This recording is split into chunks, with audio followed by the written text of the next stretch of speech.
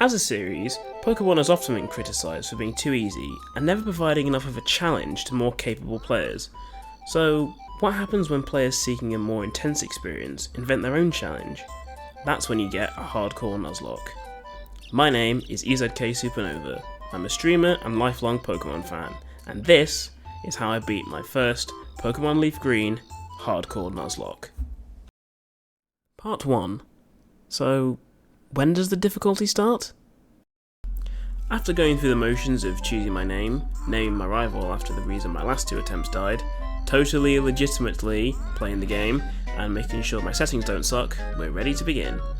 The rules of this challenge are simple. Beat the champion under hardcore Nuzlocke restrictions, which are on screen now and available in a pastebin in the video description. Using a random number generator, we select our starter, Charmander, which, after deciding on a food theme for this attempt, we nickname Jalapeno. After beating our rival, delivering Oak's parcel, and receiving the Pokédex, we're finally able to catch Pokemon, which we begin doing immediately by encountering a Pidgey on Route 1. After capturing it, we nickname it Wings. Now we turn our attention to strategizing for Brock. The only Pokemon available this early that can cleanly beat his rock types is Mankey, but Mankey is only a 45% encounter on Route 22. Unless it isn't. By taking advantage of the fact that I can't catch the same Pokemon twice, if I catch Rattata on Route 2, that means I can't catch it on Route 22, so my chances of catching Mankey effectively double to 90%. This is a strategy a lot of Nuzlockers employ to guarantee themselves the best odds. So, after capturing our Rattata named Cheese and our Mankey named Banana, we proceed through Viridian Forest to Pewter City, raise our team to the level cap, and take on Brock, who we promptly eviscerate with Banana. Sorry, Brock. After receiving the Bowler Badge and the running shoes, we set off for Mount Moon. On the way there, we evolve Jalapeno into Charmeleon and buy an overpriced Magikarp, who we nickname Fishsticks. After an uneventful journey through the mountain, we arrive at Cerulean City, effortlessly beat our rival, catch a Bellsprout for Misty's gym, who we nickname Salad, and stumble on Bill's perverted Jigglypuff experiment. He gives us an SS ticket in exchange for never telling a soul what we witnessed here. After clearing out Misty's gym and evolving our Bellsprout into a flashlight, it's time for another gym battle. Our plan to simply sweep with Salad hits a very early snag thanks to Water Pulse and Salad nearly beating itself to death, so we quickly swap to Cheese, who deals with Staryu, and Fishsticks, who deals with Starmie. Salad, you had one job. Come on, man. After earning ourselves the Cascade Badge, Vermilion City beckons, so off we go. Part 2. Can you dig it? No, you can't. After journeying to Vermilion and boarding the SS Anne, we grab the Brick Break TM to give to Banana, we murder our rivals Raticate in cold blood, and receive the Cut HM. We also take a quick break to listen to the Reggies make weird noises.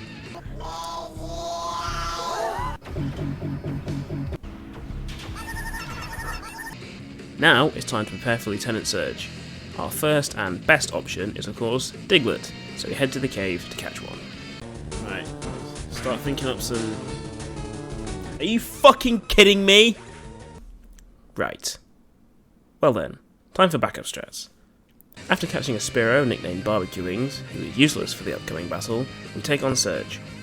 Fortunately, Banana and a Guts boosted Cheese are more than enough to take down Surge's rats, and we walk away with the Thunder Badge. Still would have liked that Diglett though. After fleecing $1 million bicycle from this dumbass bike shop owner, we journey east toward Rock Tunnel. On Route 10, we catch a Voltorb that we nickname Jawbreaker, who I'm sure will be a long-serving and very valuable member of the team. Inside the tunnel, we catch an obligatory Zubat, and Banana evolves into Primeape, before we escape the darkness and arrive in Lavender Town. In town, we evolve Barbecue Wings into a Fearow, before heading east to Celadon City, deftly dodging trainers on Route 8 before... Oh, fuck! Rest in peace, Jawbreaker. We hardly knew ye. Still reeling from the loss of our spherical friend, we heal our sorrows by catching a Vulpix on Route 7 and claiming a free Eevee in Celadon. Hopefully Bonnet and Fries will last a little longer than our last new team member. Part 3. Oh, this is where the difficulty starts. Now we've arrived in Celadon, our next task is to set about improving our team with items and TMs from the game corner. After funneling thousands of dollars into a money laundry for a criminal syndicate, we buy our items, evolve Fries into a Jolteon, and decide we should probably prevent the rise of organised crime from overwhelming the entire region. And this, dear viewer, marks the first of oh so many mistakes. The second of which occurs right here, when I choose not to bring salad or banana into the hideout. A grass and a fighting type wouldn't be much use against the plethora of poison types carried by the grunts, but they'd be invaluable against Giovanni's rock and normal types, for which I otherwise have no answer. This mistake would be fine were it not for the third and final mistake. Not bothering to go back and get them once it was time to fight the boss. Instead, like an animal stepping into a trap, I blunder into the fight with barbecue wings as my lead. I can only watch in horror as Giovanni leads with Onyx. With no rock type counters on our team and 4 team members weak to rock, I'm immediately in trouble. I have no choice but to sacrifice barbecue wings in order to bring in Cheese, who can actually beat Onyx. Then Rhyhorn comes in and forces me to sacrifice Cheese to bring in Fish Sticks. Fish Sticks cleans up Rhyhorn with Dragon Rage, and Giovanni brings out Kangaskhan, another Pokemon whose attacks are too strong to switch into. I have no choice but to sacrifice Fish Sticks to bring in Jalapeno to try and secure the kill, but unfortunately he's simply not strong enough either and goes down to Mega Punch. Finally, Fries comes in and outspeeds Kangaskhan to finish it off with Thunderbolt and win us the fight. Although we do struggle to a victory, the battle is nothing less than an absolute massacre, a catastrophe of epic proportions. 4 team members dead, 2 of whom were Elite 4 team potential. This is a serious blow to the future of the run. If I keep making sloppy mistakes like that, this could easily snowball into a total team wipe and the end of the run. Oh well, now on to Erica. We waste no time getting back into things by filling our team out, teaching some useful TMs, and doing some stone evolutions. With Salad and Bonnet now in their final forms, we head to the Grass-type gym and have a very close shave with Wings' level cap. How close is Wings to evolving right now? I mean, not evolving, leveling up. 17! Ho ho ho! Oh! Oh! That's tight. That's real tight. After being brutalised by Giovanni, I'm in the mood for revenge, and take my anger out by violating the Geneva Conventions against Erica's team. She hands over the rainbow badge on the promise that we never darken her door with our bloodlust again. With our 4th gym badge in hand, we return to Lavender Town to bully our rival as he mourns his Raticate, bust some ghosts, and rescue Mr. Fuji from the clutches of Team Rocket. For our efforts, he rewards us with the Pokefleet, which we promptly use to awaken and capture a Snorlax, who we nickname Lard. We also use the item finder to get some leftovers. Now it's time to continue our adventure, just as soon as we catch one more Pokemon. Part 4. Starstruck. Now that we have the Super Rod, lots of new fishy encounters are available to us, and the focus of our attention is Staryu. But in order to guarantee finding Staryu, we need to do some more Dupe's Claws manipulation. By fishing in Vermilion City, you can find Staryu, Slowpoke, Horsey, Krabby, and Gyarados. Because we've already caught a Gyarados, that's not an issue, so we turn our attention to the other 3 and formulate a plan. Because the chances of finding Slowpoke and Horsey are so small, we can pretty much just ignore them and focus solely on Krabby. Krabby's 40% encounter rate makes it just as likely to appear as Staryu, so eliminating it from contention is paramount. After some research, I decide to hunt Krabby on Route 13, where it has an 84% encounter rate, almost guaranteeing I can cross it off the list. The plan works first try, and I catch the Krabby, giving myself an effective 95% chance to find Staryu. In Vermilion, after finding a few more Krabbies and Gyarados, I fish up my Staryu, capture it, and nickname it Magic Stars. After giving it some TMs, including Psychic from Saffron City, we're ready to head to Fuchsia. In Fuchsia, after getting the Surf and Strength HMs and evolving Wings into a Pidgeot, we clear out Koga's gym and take him on. Lard makes quick work of Koga's lead coughing with a crit, so next he sends out Muck. Muck begins to spam Acid Armor and Minimize to make it hard to hit and even harder to kill, so the fight grinds to a halt. After Muck lands a crit with Sludge, Lard tries to use Rest, but I, unfortunately, underestimate Sludge's normal damage and Muck kills Lard. I send in Magic Stars to take out Muck with a Psychic crit after Koga heals and Muck uses Toxic. I'm worried about staying in too long and taking toxic damage, so I swap to Bonnet and kill Coughing with Flamethrower. Last up is Wheezing, who goes down to 2 Flamethrowers, earning us the win. It's a bittersweet victory against Koga as a miscalculation claims the life of Lard. After trading a soul for a soul, we leave Fuchsia with a heavy heart and a 5th gym badge. Next up is Saffron City and Sylph Company. We wander around lost for much longer than we should, before finding the right teleporter, bonding our rival once again, and rematching Giovanni. This time, however, we're playing to win.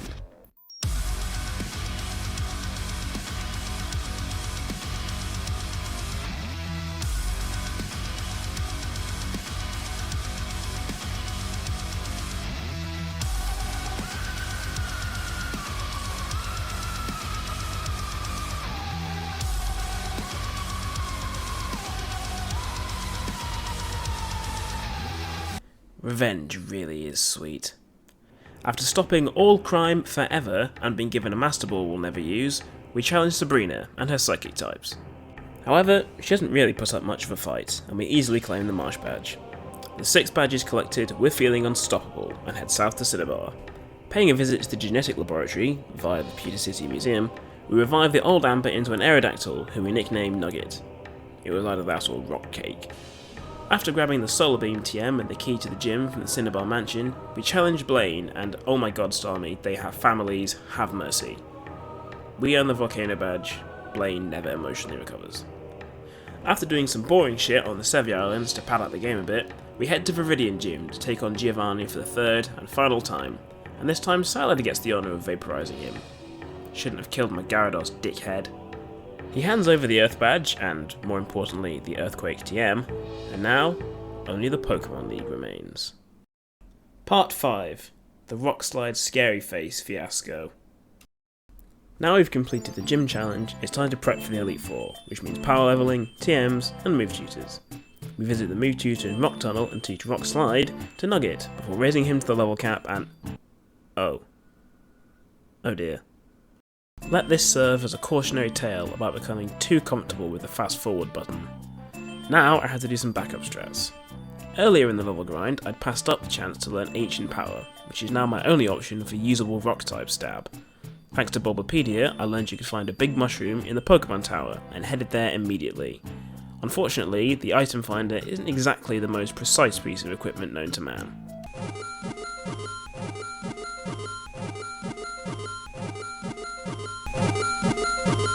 After a lot of searching, we eventually find the big mushroom, travel to 2 Island, and employ the move relearner to teach Nugget Ancient Power.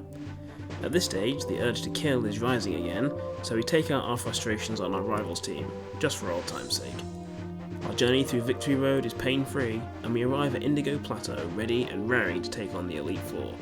With our team of Fries, Magic Stars, Salad, Nugget, Bonnet, and Banana, we were ready for anything. First up, Lorelei.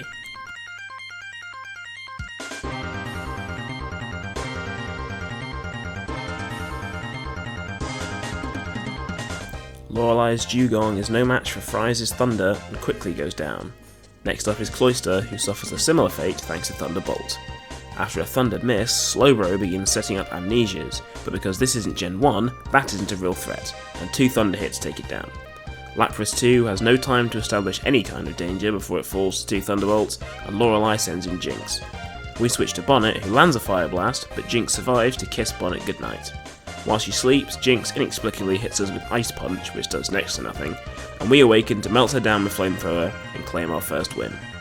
After effortlessly vanquishing Lorelei, we move on to Bruno.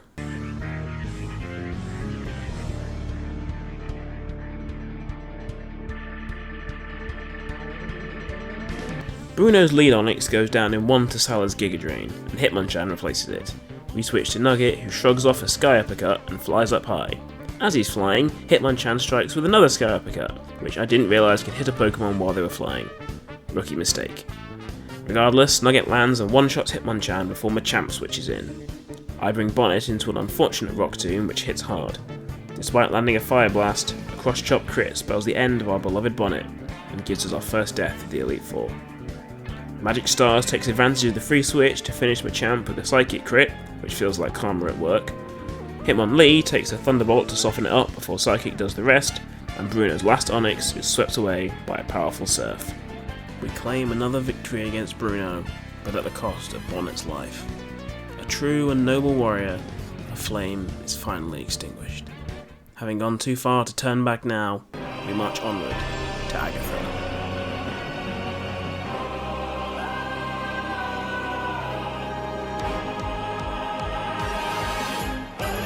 As if they too felt a desire for revenge after the death of Bonnet, Magic Stars utterly annihilates Agatha, starting by one-shotting Gengar with Psychic. Arbok is swept aside by the same onslaught, with Agatha's second Gengar swiftly following suit. Haunter offers even less resistance than its teammates and goes down to Surf.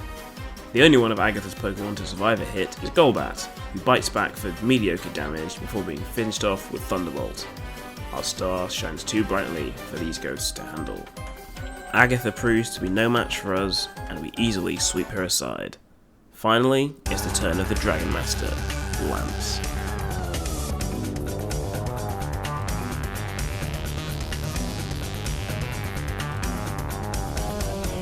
Lance opens with Gyarados, who meets a swift end thanks to Fries and Thunderbolt. Dragonair comes in next, and we switch Magic Stars into a Dragon Rage. Ice Beam nearly one-shots, and we take another Dragon Rage before Lance heals. At the second time of asking, Ice Beam one-shots both Lance's first and second Dragonairs. Dragonite switches in, and we get unlucky again as Ice Beam just doesn't quite one-shot, leaving Dragonite free to use Wing Attack and take out Magic Stars. Nugget switches in on another heal turn and takes Dragonite out with 2 Ancient Powers. Last is Aerodactyl, who we trade Ancient Powers with, but because we're faster, we get the KO and the victory. The death of Magic Stars is a crushing blow. They were an exceptional team member, wiping out gym leaders and Elite Four members single-handedly, and to lose them to some bad luck on damage rolls is a bitter pill to swallow. But their sacrifice allowed us to beat Lance, and to move onward to our final battle. Our rival, the champion, rules. The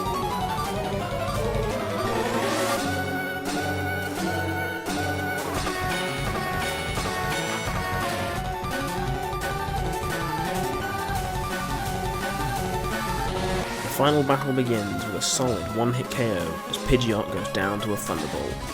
After Rhydon comes in, we switch to Salad and one-shot with Giga Drain. Unfortunately, this baits in Alakazam, which means we have to make the tough choice to sacrifice Banana to a Psychic for a free switch to Fries. Fries paralyses Alakazam with Thunder, which causes us to be paralysed thanks to the Synchronize ability. Our rival heals and we hit a second Thunder, live through a Psychic, and get the kill with Thunderbolt. With Fries heavily weakened and Exeggutor threatening with Psychic, we make another tough choice to sacrifice Fries, but he does us proud by surviving a bomb with 2 HP and landing a Thunder before being taken out. Nugget comes in to finish Exeggutor off with Fly and draws in Blastoise. Salad 2-shots the start to a Giga Drain as it sets up Rain and misses Hydro Pumps before Arcanine replaces it. We switch back to Nugget, take a meaningless Flamethrower, land an Ancient Power, and then... there it is! We did it! We beat Pokemon LeafGreen Hardcore Nuzlocke in 7 hours and 11 minutes. Ish. We won. We overcame our rival and cemented ourselves as the champion of Kanto. But we didn't do it alone. Our 10 brave fallen heroes and our 2 survivors will forever etch their names into the Hall of Fame and into our hearts. This challenge is one I'd always looked at and thought, there's no way I'll be able to do something like that. But I decided to step up, take it on, and prove myself once and for all. Special thanks to Sassy Stop Sign for supporting me and helping keep me sane during the run and the editing process for this video, and to Pokemon Challenges for inspiring me to make this Nuzlocke hardcore. If you want to see the full unedited run, as well as all my other live content, drop me a follow on Twitch. If you want to keep up to date with my goings on, subscribe to the channel, follow me on Twitter, and join my Discord, links down below. Until next time, I've been EZK Supernova. Thanks for watching.